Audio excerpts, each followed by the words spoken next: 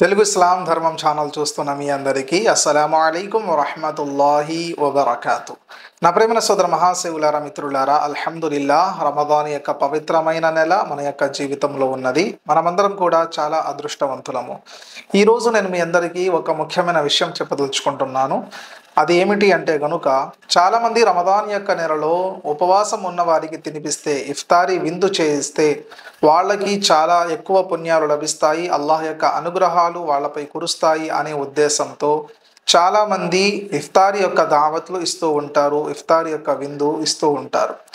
అల్హమ్దులిల్లా, అల్లాహు తాలా వాళ్ళ యొక్క ప్రయత్నాన్ని, వాళ్ళ యొక్క సంకల్పాన్ని గుర్తించుగాక. అదేవిధంగా మనందరికీ హలాల్ యొక్క సంపాదన తినే భాగ్యాన్ని ప్రసాదించుగాక. నా ప్రేమ సోదర మహాశివయారా, చాలామంది ఇఫ్తారీకి అయితే వెళ్తారు, ఇఫ్తారీ భోజనం కూడా చేస్తారు. కానీ అక్కడ మన వాళ్ళలో ఒక చిన్న లోపం ఉంటుంది. ఈ యొక్క లోపం వలన ఇఫ్తారీ చేయించే వాళ్ళకి ఎటువంటి లాభం కూడా లేకుండా పోతుంది.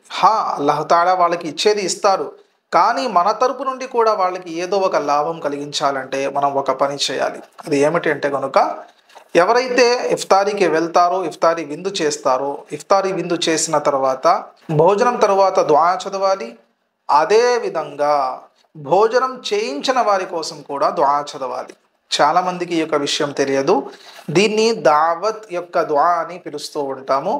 ముందుగా భోజనంకి ముందు బిస్మిల్లాహి వఅలా బరకతిల్లా, భోజనం చేసిన తర్వాత చదవాల్సిన దుఆ అల్హమ్దులిల్లాహిల్లదీ అత్అమనా వసఖానా వజఅలనా మినల్ ముస్లిమీన్. అలాగే ఎవరైతే భోజనం చేయించారో వాళ్ళ కోసం కూడా మనం దుఆ చదవాలి. అది ఇఫ్తారీ విందు కానివ్వండి, లేదా వేరే ఏ విందైనా కానివ్వండి, ఒకరు వాళ్ళ యొక్క డబ్బులతో వాడు సంతోషంతో మీకు తినిపిస్తున్నారు అంటే అలాంటి సమయంలో ఈ దుఆ అనేది మీరు తప్పకుండా చదవాలి.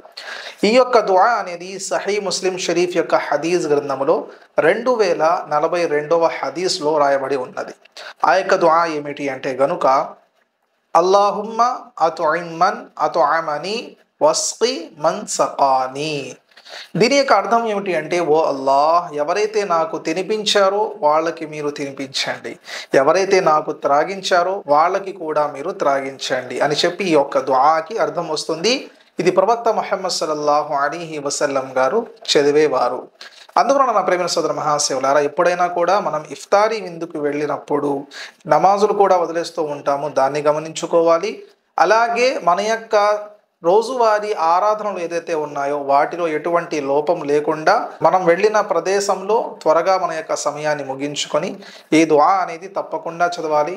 దీనివలన ఇన్షాల్లా ఎవరైతే మీకు తినిపించారో ప్రేమతో వాళ్ళకి కూడా లాభం, ఫలితం దక్కుతుంది. మీకు కూడా అల్హమ్దులిల్లా ఒక సున్నత్ పాటించడం వలన లాభం దక్కుతుంది. ఈ యొక్క విషయాన్ని ప్రతి ఒక్కరు కూడా మీ యొక్క బంధుమిత్రులకు తెలియజేయండి.